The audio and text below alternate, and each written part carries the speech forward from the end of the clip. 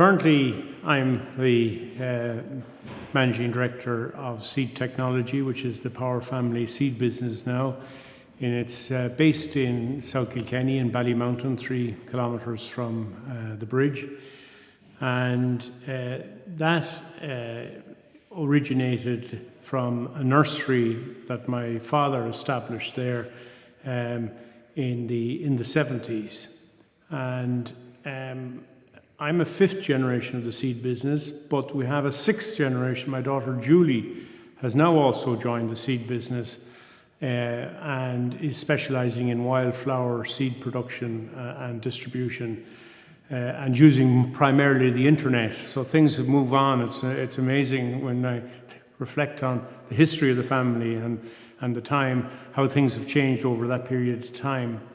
My father Declan, strangely enough, didn't study agriculture. His brother William did, but my father studied theology, but joined the family business and took over the family business, Power Seeds, in the early 70s. And he married Dorothy Sutton, who was also of a famous seed family, Sutton Seeds, and coal merchants in Cork. So I'm told it was love and it wasn't a strategic alliance in any shape or form, but so there's history of seeds on both my parents, in both sides of my parents' families. So we're in Ballymountain now, and our business has evolved quite a bit away from the original nursery and seed business, and we're more involved in plant genetics now, in plant selection, new crops, developing agronomy and husband guidelines for new crops, and the processing of technical seeds like hybrid seeds for export markets. So that's where we are currently, and still managing to pay the bills, which is very good, because although we're 6 generations, a known 6 generations, so some debate whether it goes actually back further than that, but we're a known 6 generations in the seed business. It's had its ups and downs throughout the years, but we've always been in Waterford and always continuously made our living for those 6 generations within the seed and plant and nursery business. And where did you start off from? Okay, so our original, what we know for a fact is that William Power, who created the business in 1858, he is listed in a who's who of the nursery business back in the early 1850s as a foreman in Fennessy's Nurseries in Ballybricken, just up the road from here. And it is said within our family that he was headhunted at that time by the Malcolmson family from Portlaw, who were a very well-known Quaker family, and they had 5 very big houses, their family houses, and their summer house in Dunmore East, and he was headhunted to lay out their gardens. So he left Fennessy's Nurseries and joined the Malcolmsons, and laid out the houses would be, he had the 2 in Portlaw, the Manila Hotel in Clonmel, and the one most familiar to most people today would be the Strand, or the Haven Hotel in Dunmore East, which was their summer residence.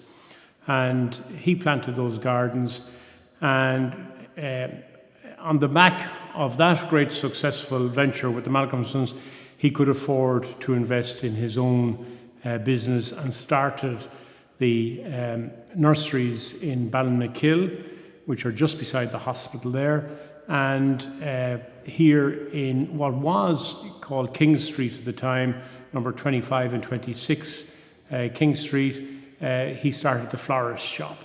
And the nurseries out in Ballinmakill is in the location now called Powers Court, which is right adjacent to the hospital, and you've got Nursery Lane running down at the back of where the nurseries were there, and so that's how it started. And if we go on a little bit to 1901 census, we can see that Willie's son Frank was living here at the time in 2526 O'Connell Street, as it had become at that stage, and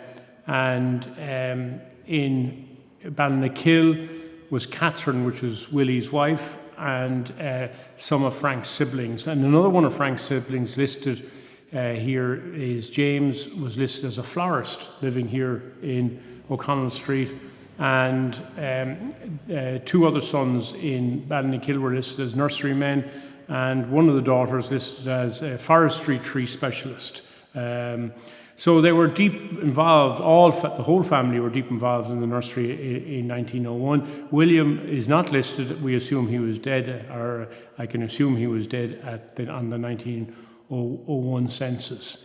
And Frank then, who was Francis in the census, but Frank was his name in the family, he took over the business in around 1903 at that time. And the business prospered and grew somewhat, and they became national distributors of seed, producers and distributors. They prospered in the trade restrictive times when the Irish government controlled the export and import of seed, and they would have done very well during that time. And some, quirky things they would have done was they entered into the tobacco business, which Waterford was well known for. It started about 1930 and fizzled out at the time of the war because subsidies were withdrawn for tobacco production. But that was quite an exciting time, and even in our boardroom today in Ballymountain, we have photographs of the tobacco fields in Glenville and the tobacco sheds with all the staff there, and Frank and his son Willie as well, and my Aunt Kay, all there with the staff at the tobacco sheds at that time, and that was quite an exciting time for the family. At some time around the 1930s, they also bought the lands at Glenville, which is now Glenville Housing Estate, and the remnants of my grandfather's seed plant, Willie Power seed plant, can still be seen there at the petrol station on the Dunmore Road. As you exit the city on the left-hand side, that's still visible there today. It's the old shed. It's the old white shed that's there today. Yeah, when I was a young lad, I went to school, junior school in Waterpark Junior School, which was opposite, if you like, Worldwide Wines, as it's known as now. And Worldwide Wines was, in fact, my Aunt Kay's sweet shop when I was a young guy. So it was great to be at school over there, and at lunchtime run over and have my lunch in Power Seeds, and then run down for sweets in my Aunt Kay's shop and return to school like a very privileged child. What's that? The Cove Stores. It was called Cove Stores, yes. So basically from Cove Stores back up to where PwC are today and down to the river would have been the nursery, and then the second one at Ballynakill. And then the third nursery was established at Ballymountain in the 60s, in the early 60s. And my father moved into the house on that nursery in probably 64, 65. And that's where I live today, having spent 20 years living in Mullinavat, 20 very good years with our kids in Mullinavat. I now live in where was the nurseries in the 1960s in Ballymountain. We've added to that since and have built a seed plant down in the new Bellevue port for ease of access to the roadways and to the port itself. So the latest plant, so the most modern plant, is there now. Yeah. So going back here to outside where we're talking today in O'Connell Street, because I know that's of particular interest to you, we do know that the 2526 O'Connell Street, or King Street as we called it back then, did go on fire just before the war, and the building was burnt down, and the family then bought the premises just adjacent to it, which I believe was a bank, and they bought that whilst the property was being reconstructed and the business was operated from there. And that was later sold in the 50s, but I don't think they were too proud of the construction of what is actually there now in O'Connell Street, because it in fact was built during the war. And my father would always say that they were very disappointed at the ability to get building material at that time, and that's why the look of the building is probably somewhat, it lacks, certainly lacks beauty when you look at some of the other fine buildings in O'Connell Street. And directly behind this building here in O'Connell Street was the stores. I think, is it called Sergeant's Lane or Sergeant's Street? And that was where the stores were, and seed was kept. And if we look on some of the old photographs that we see on Flickr.com, you can see the seed packing lines here, where horticultural seeds were bought in bulk and put into smaller packets for sale throughout Ireland. So yeah, they were certainly very interesting times for the family. And would your clients back then, would they be mostly farmers, or would they be people that were interested in gardening, or what were they? I think there was a big mixture, and in the early 20th century, and going through, there's photographic records of awards, and there is photographs of stands we would have had in floral exhibitions. And if you Google it, you can find, architectural awards for design of parks in Dublin, parks in Cork. So at the original business was more into the garden design and the planting of seeds. It then developed more into a wider base of agricultural seeds later on. But there's plenty of awards can be seen there, and there's still old catalogues lying around, and every now and then, because I'm still in the seed business, I meet families with long history in agriculture, and I get shown a brochure or I get given a catalogue that dates back a long time. So they're still out there, and they're still to be seen. We planted the JFK Park, of course, for the Kennedy visit. The family were involved in that. So any of the larger publicly funded planting projects, the family were involved right throughout the 1910 to 1920s, right up to 1960s or thereabouts.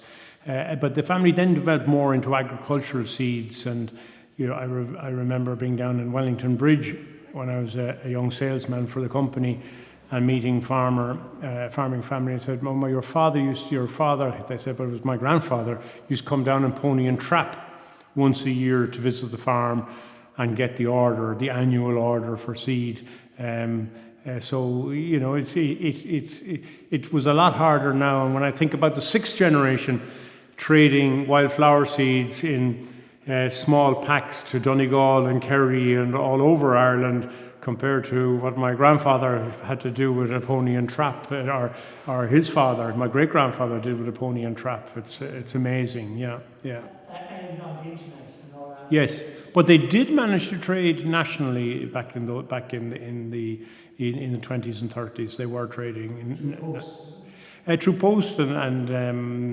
I don't know how it was delivered, but it was certainly delivered. And we have plenty of photographs that exist here in the port in Waterford, exporting forestry trees being loaded onto steamboats, and that can be seen here. Young trees, yeah, young trees. I remember when I was a kid, we used to plant forestry seedlings on raised beds, and then transplant those and grow them on, and we'd sell them, at about a foot height into planting forestry.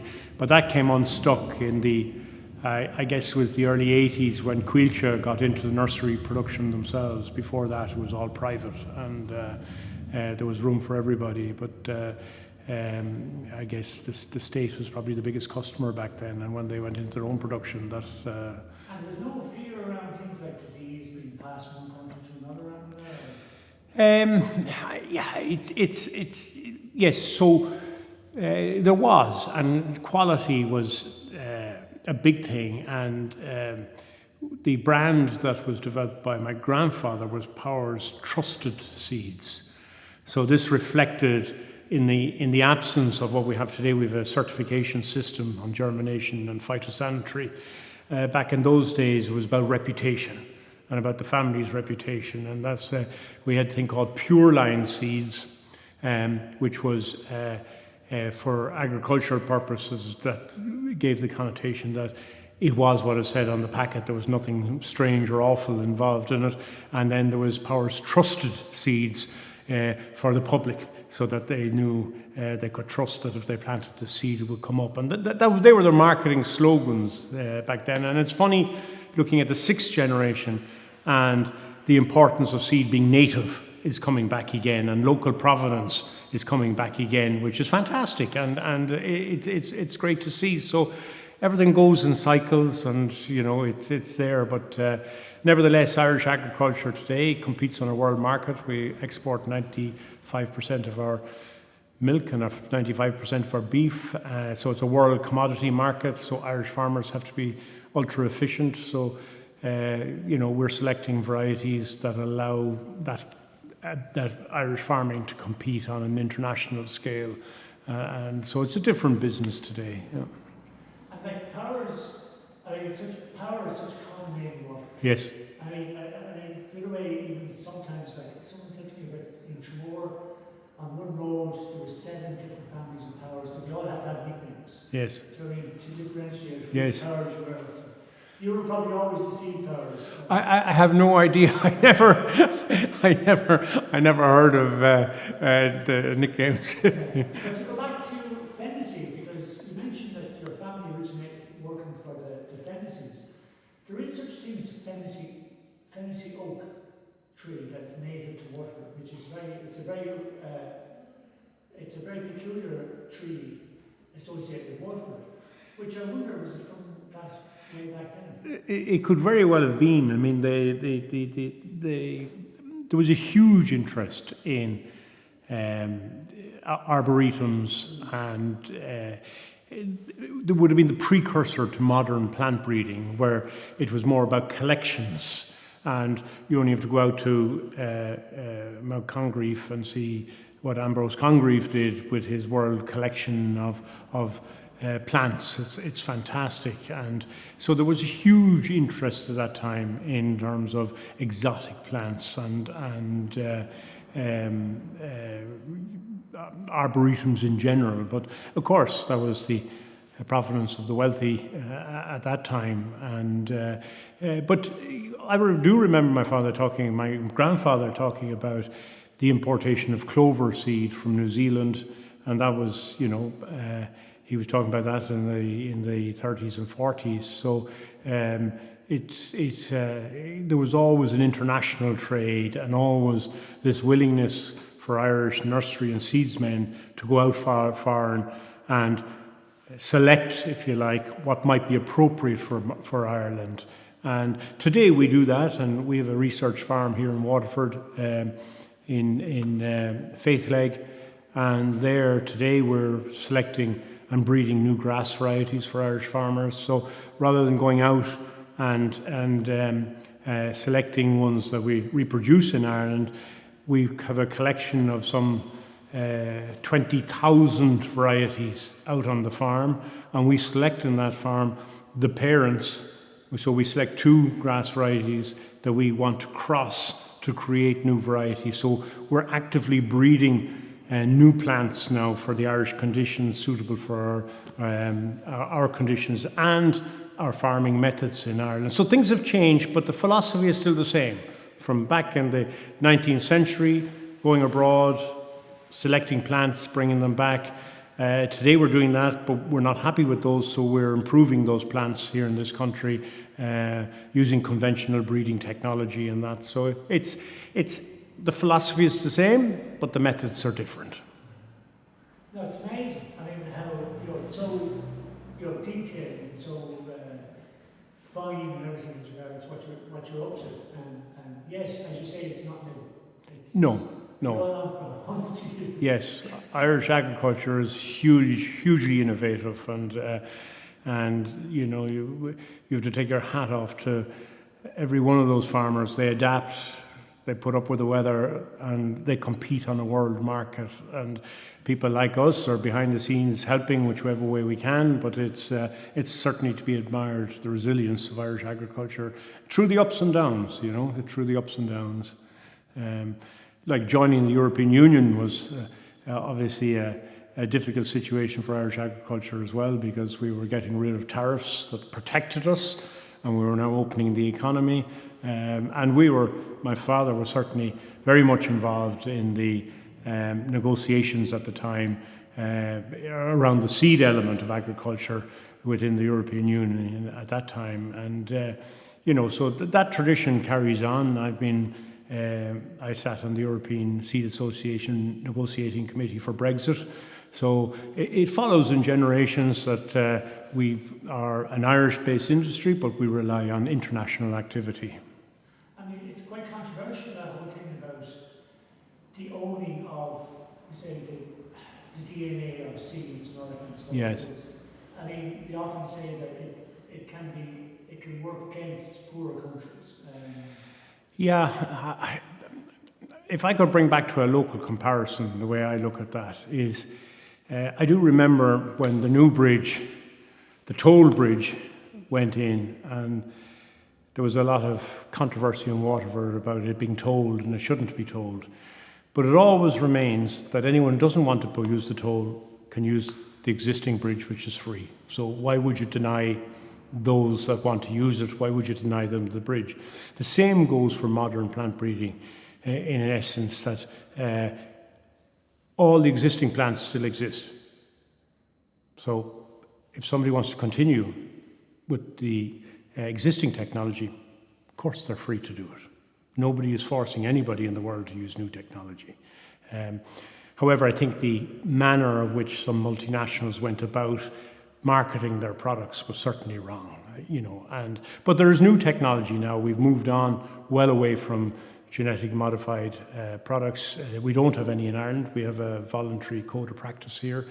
But we have other technology that is very acceptable and does a similar job, albeit slower. Okay.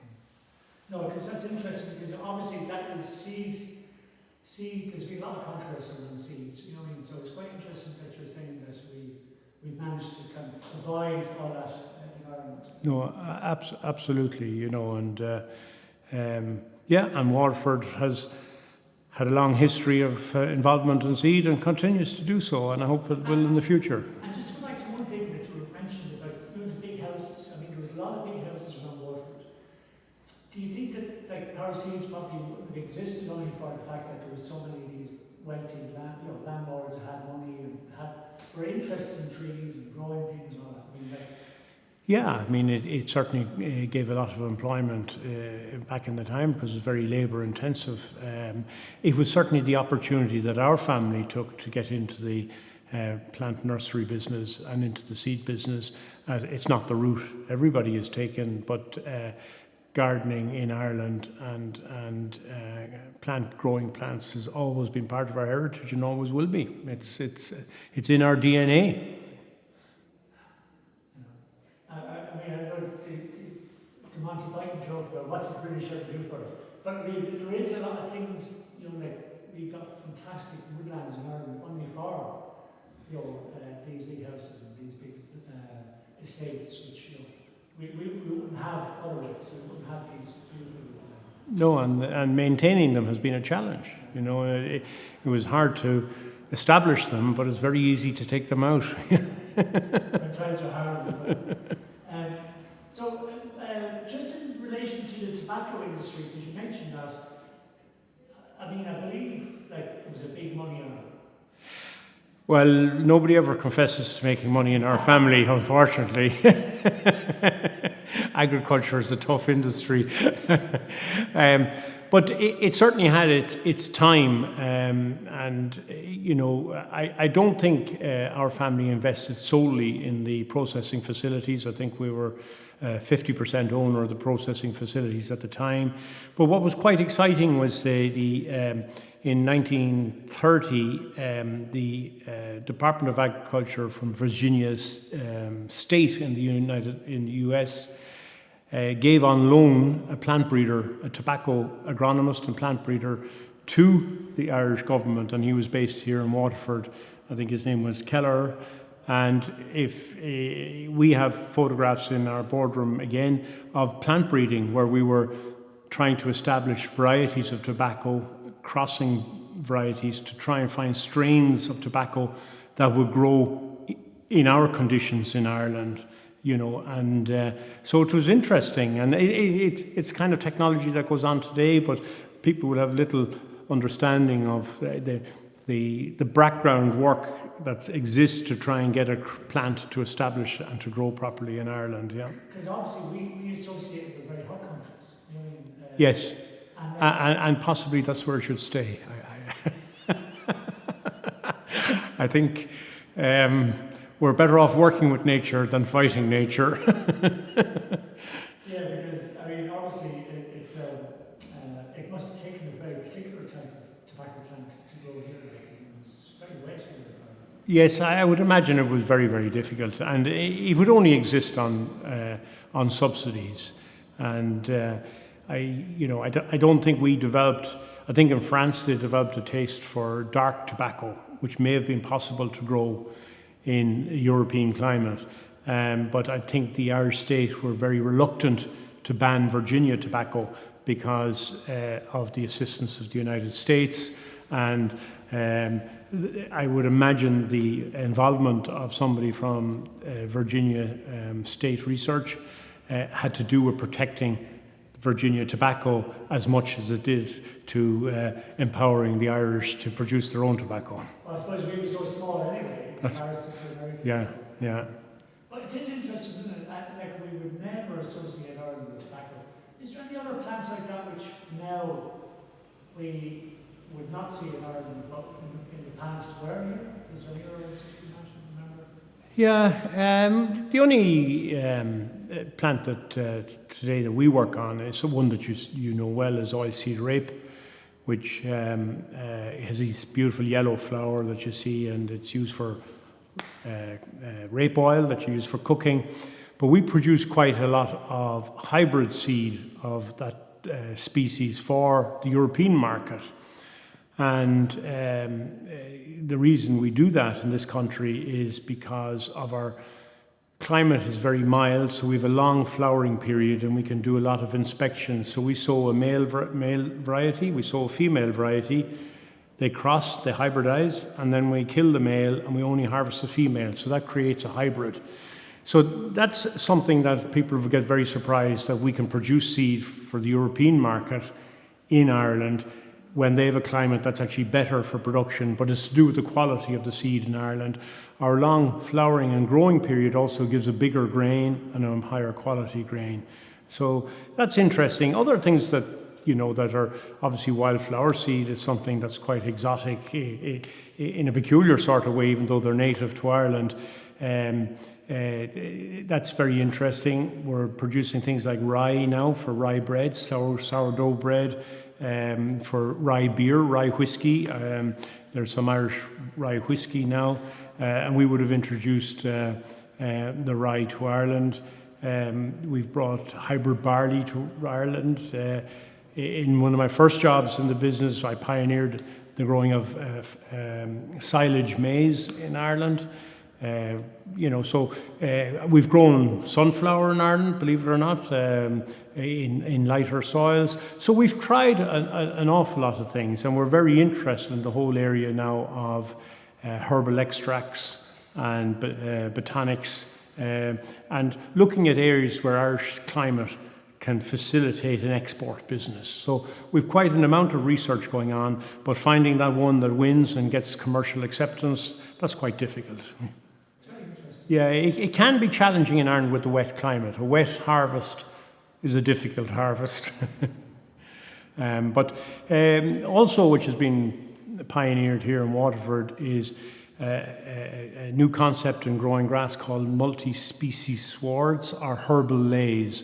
And that instead of growing one grass species using a lot of fertilizer, we're growing grass in combination with legumes, red clover, white clover, and some lucerne, but also with things like chicorée, and plantain and yarrow, things like this, that herbs. And what we're finding, and this research has been conducted by ourselves here, is that we can actually produce the same volume of grass with very little fertilizer by using herbs along with grass. So that's something that's currently in vogue, and the government actually only announced in the last fortnight a subsidy scheme for farmers to put in this because of the price of fertilizer.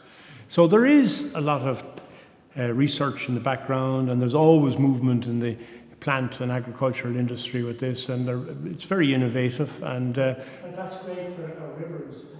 oh, it's superb. But we can do a lot more. But there is a lot of work being done. You know, there is a lot of work being done.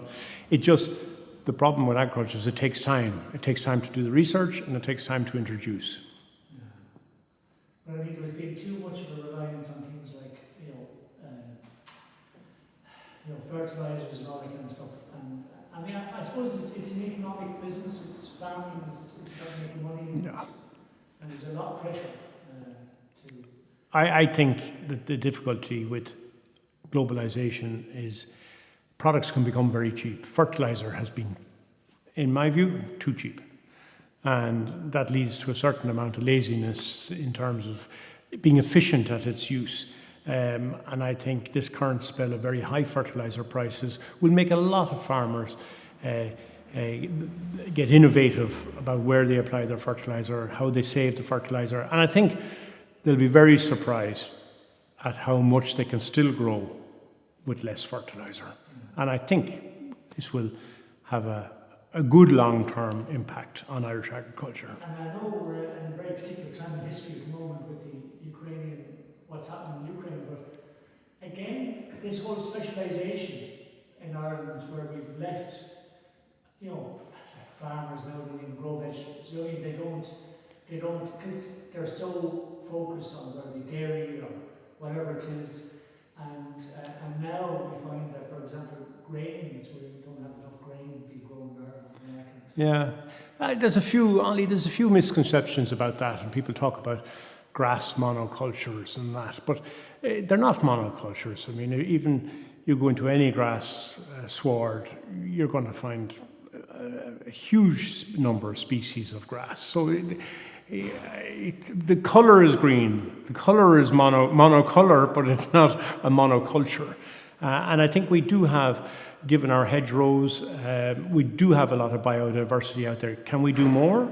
Absolutely. And we're selling, my daughter who's in the wildflower business is also selling native hedging, all the native trees. There is more we can all do, and there is a corner of every field that we can plant to make it more insect or plant or animal friendly. And do you know what, which is very hugely encouraging? It's the farmers themselves that are the quickest adapters of these, and they've been superb putting in hedgerows and areas for pollinators, and they are superb. And so I think Ireland is probably ahead of the game in terms of protecting biodiversity. Of course, there's a lot more we can do, but we're not in a bad place. We're not like the Paris Basin, or we're not like the Ukraine, where monocultures do stretch for miles and miles and miles.